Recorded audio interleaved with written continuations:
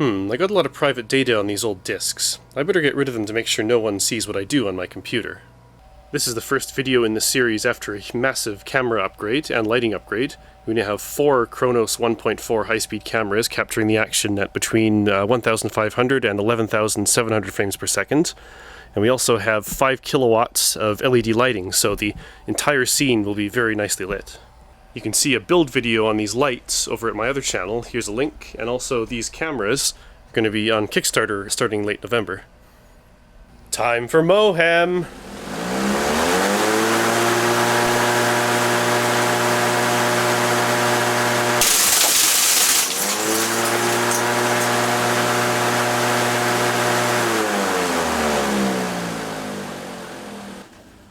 Oh, that's a mess. Oh, floppy disk parts everywhere. Oh, I'm sure that's going to be a cool shot. Let's check the high speed.